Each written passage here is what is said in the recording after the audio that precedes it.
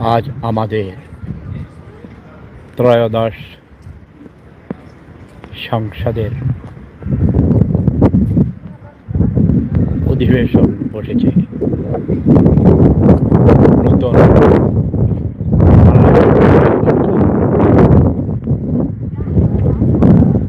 উদ্বোধনী অনুষ্ঠানে ছিলেন, পুরোটাই দেখেছি। প্রায় 10,000 কিলোমিটার দূর থেকে অধীর আগ্রহে অনেক ভালো লেগেছে। ছোটোখাটো কিছু ভুল ত্রুটি ছাড়া খুবই সুন্দর হয়েছে। অনেক আশাহত মানুষের আশার প্রদীপ জেলে নতুন প্রজন্মের নেতৃত্বে শহীদ প্রেসিডেন্ট জিয়াউর রহমানের পুত্র তারেক রহমান তারুণ্যের প্রতীক। আশা করি ভালো করবেন। ভাগ্যহত এই বাঙালি জাতির, বাংলাদেশিদের ভাগ্য পরিবর্তনে সহায়ক শক্তি হিসেবে কাজ করবেন। কিন্তু একটা মজার ঘটনা আমি এর মধ্যে কয়েকজনের সাথে শেয়ার করেছি।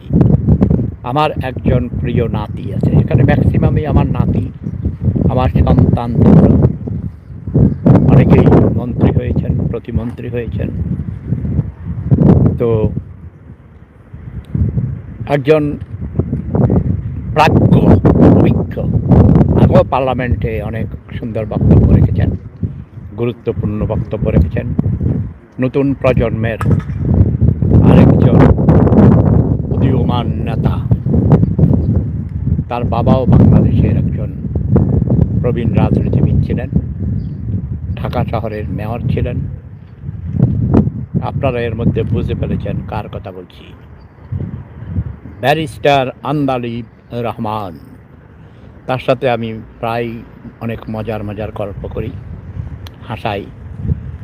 আজকেও আমি তার বক্তব্য শুনে হাসতেছিলাম। ও বলেছে, আমাদের এই আজকের এই পার্লামেন্টের এই সংসদের সবচেয়ে বড় সৌন্দর্য হলো এখানে কোনো স্বৈরাচার নেই। এটা শুনে আমি হাসতেছিলাম। আমি তাকে ভয়েস মেসেজ পাঠিয়েছি যে, দাদা, তোমার কথা শুনে আমি হাসছিলাম। তুমি বলছো এই সংসদের সবচেয়ে বড় সৌন্দর্য হলো এই সংসদে কোনো স্বৈরাচার নেই, কিন্তু তুমি নিজেই তো স্বৈরাচারের নাতিন জামাই। সে কিন্তু আমাদের প্রাক্তন প্রধানমন্ত্রী, আমার প্রিয় হাসু আপার নাতিন জামাই হয়। কাজে হাসু আপা যদি স্বৈরাচার হয়, সে তো হাসু আপার নাতিন জামাই, স্বৈরাচারের নাতিন জামাই, তাই না? কি বলেন আপনারা? ইন্টারেস্টিং। যে আমার ডাক্তারের সাথে অ্যাপয়েন্টমেন্ট আছে, আমি সেই জন্যই এখানে এসেছি।